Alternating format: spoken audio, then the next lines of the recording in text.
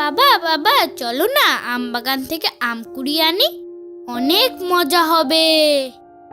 আমি বইয়ে পড়েছি ঝড়ের সময় আম কুড়োতে ভীষণ মজা। না বাবা, ঝড়ের সময় বাহিরে বের হতে নেই, চলো ঘরের ভেতরে চলো। না না, আমি আম কুড়োতে যাব। বাচ্চারা যখন এত করে বলছে যাও না, এখানেই তো আম বাগান, বেশি দূরেও তো না। আমি বলেছি না মানে না। চিকু যাও, ঘরের ভেতরে যাও।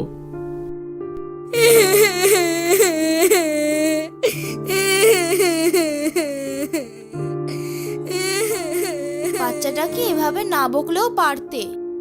আচ্ছা, তুমি তো চিকুর সাথে এভাবে কখনো কথা বলো না, তোমার কি হয়েছে বলো তো? এই আম কুড়োনোর কারণেই আমাকে এই গ্রাম ছাড়তে হয়েছে। বহু বছর পরে আবার গ্রামে এসে সেই ভয়টা আবার জেগে উঠেছে। কি হয়েছিল তোমার সাথে? আজ থেকে প্রায় 15 বছর আগের কথা। আমার বয়স তখন 13 কি 14 হবে। ছোটবেলায় বৈশাখ জ্যৈষ্ঠ মাসে যখন ঝড় বৃষ্টি হতো, তখন আমার খুশির আর শেষ থাকতো না। প্রচণ্ড ঝড় বৃষ্টির মাঝে যখন সবাই ছুটত বাড়ির দিকে, তখন আমরা ছুটতাম আম গাছের দিকে। এরকমই একদিন রাতে ভীষণ ঝড় সৃষ্টি হয়েছিল। আমি ঘরের বাইরে পায়চারি করছিলাম আর অপেক্ষা করছিলাম কখন বৃষ্টি থামবে আর আমি বাইরে যেতে পারবো আম কুড়োতে। আম কুড়োনো আমার ভীষণ নেশা ছিল। একবার জানালা দিয়ে বাইরে দেখছিলাম, আবার বিছানায় বসে অপেক্ষা করছিলাম। সময় যেন কিছুতেই পার হচ্ছিল না। বাবা মা রাতে খাওয়া দাওয়া শেষ করে ঘুমিয়ে পড়েছে। অনেক রাতে বৃষ্টি থামলো। আমি হাতে একটা ব্যাগ নিয়ে আর টর্চটা নিয়ে বেরিয়ে পড়লাম আম কুড়োতে।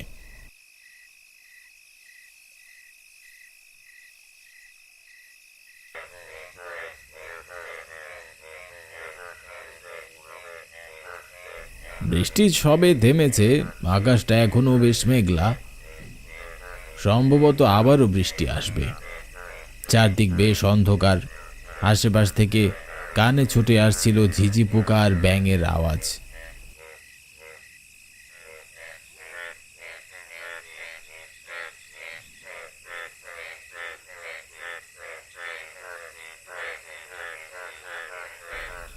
আমবাগানে পৌঁছে দেখি বাগানে কেউ নেই। মনে মনে বেশ খুশি হয়ে গেলাম। ভালোই হলো, বাগানে কেউ নেই। মনে হয় সবার আগে আমি এসেছি। আজ আমি সব আম কুড়িয়ে নিয়ে যাব। কিন্তু সে কি, পুরো বাগানে টর্চের আলো ফেলে দেখলাম কোথাও একটাও আম নেই। তার মানে বৃষ্টির মধ্যেই কেউ ছাতা নিয়ে সব আম কুড়িয়ে নিয়ে গেছে। মনে মনে বেশ কষ্ট পেলাম। মনটাকে যেন কিছুতেই আর শান্ত করতে পারছিলাম না। তারপরে অনেক ভেবে বাড়ি ফিরতে ধরলাম।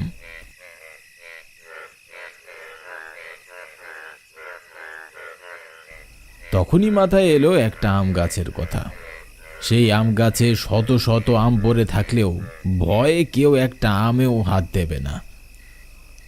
এই আম বাগানটির একদম শেষ প্রান্তে ছিল একটা মস্ত বড় আম গাছ। ছিল বললে ভুল হবে, গাছটি এখনো আছে। লোকমুখে তখন শুনেছিলাম ওই গাছটিতে নাকি আত্মার বসবাস। আমি আবার এইসবে একদম বিশ্বাস করতাম না। আমি ভীষণ সাহসী ছিলাম, তাই সিদ্ধান্ত নিলাম ওই গাছে গিয়ে আম কুড়িয়ে আনবো, তাও খালি হাতে ফিরবো না। যেমন ভাবা তেমন কাজ।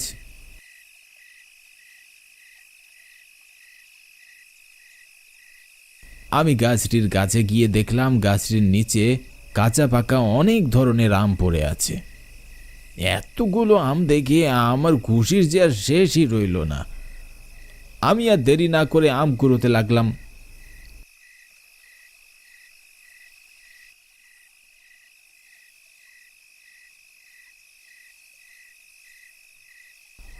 আম কুড়োতে কুড়োতে হঠাৎ আমি অনুভব করলাম আমার পেছনে কেউ দাঁড়িয়ে আছে। আমি পিছনে ফিরতেই দেখলাম পিছনে তো কেউই নেই। ভেতরে কেমন ভয় কাজ করছিল। আমি আবারও আম কুড়োতে লাগলাম।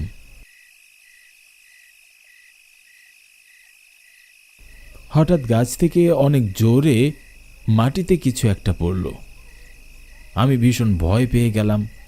ভয়ে টর্চের আলোতে দেখলাম একটা বিশাল আম। আমি এর আগে এত বড় আম কখনো দেখিনি।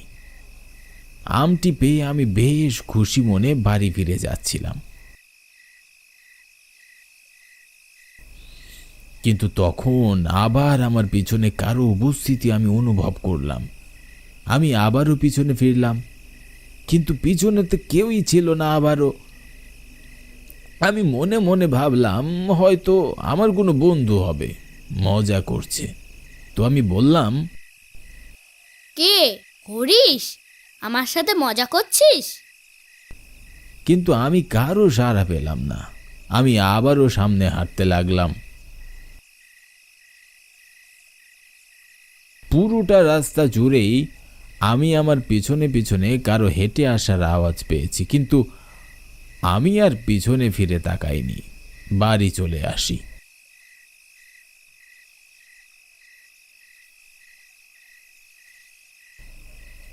বাড়ি ফিরে ব্যাগ থেকে বড় পাকা আমটি বের করি খাবার উদ্দেশ্যে।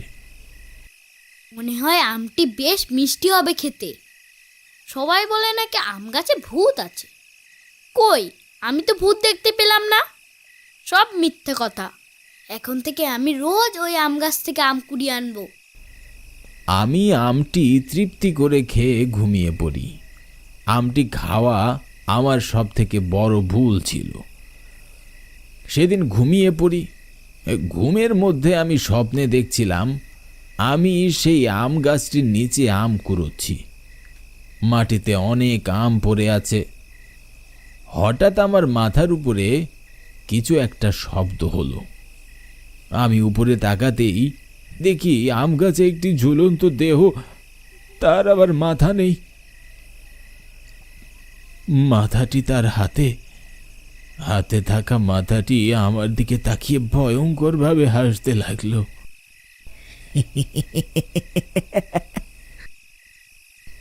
আমি এমন একটা শব্দ দেখে ভয়ে চিৎকার করে বিছানায় উঠে বসি। বিছানার দিকে চোখ পড়তেই দেখি সেই মাথাহীন লাশটি আমার পাশে শুয়ে আছে। ভয়ে আমার হাত পা হয়ে গেল ঠান্ডা। আমার মুখ দিয়ে কোনো কথা বের হচ্ছিল না। তখনই পাশের ঘর থেকে মা ছুটে আসে। এরপরে আমি আর কিছু বলতে পারিনি। জ্ঞান হারিয়ে বিছানায় পড়ে যাই। জ্ঞান ফিরতেই দেখি মা আমার পাশে বসা। আমি আমার দুটো হাত নাড়াতে পারছিলাম না। এরপরে আমি মাকে সব ঘটনা খুলে বলি। সব কিছু শুনে মা গ্রামের একজন মৌলানাকে ডেকে আনে। মৌলানা সাহেব আমার হাতে দোয়া পরে ফু দিয়ে দিলে আমি হাত নাড়াতে পারলাম, কিন্তু এর পরে তিনি বললেন, তোমার ওই গাছের কাছে যাওয়া একদম উচিত হয়নি বাবা। গাছটিতে অনেক অশুভ জিনিস রয়েছে। আমার যা করার আমি তা করেছি, তবে মনে হয় না এখানে থাকলে সব ঠিক থাকবে। আজ রাতে থাকো, তবে ওই স্বপ্নটি যদি আবারও দেখো তাহলে তোমরা গ্রাম ছেড়ে চলে যেও, নয়তো নিজের প্রাণ হারাতে পারো। আর বাকি আমগুলো ওই গাছের নিচে রেখে এসো। বাকি আমগুলো তো আমি গাছের নিচে রেখে আসি, কিন্তু পরের দিন রাতেও আবার আমি সেই স্বপ্ন দেখি। তাই সেই দিনই আমরা গ্রাম ছেড়ে চলে যাই। আজ আবার এতদিন পরে গ্রামে ফিরে আসলাম, তাও আবার তোমাদের জেদের কারণে জানি না ঠিকঠাক বাড়ি ফিরতে পারবো কিনা।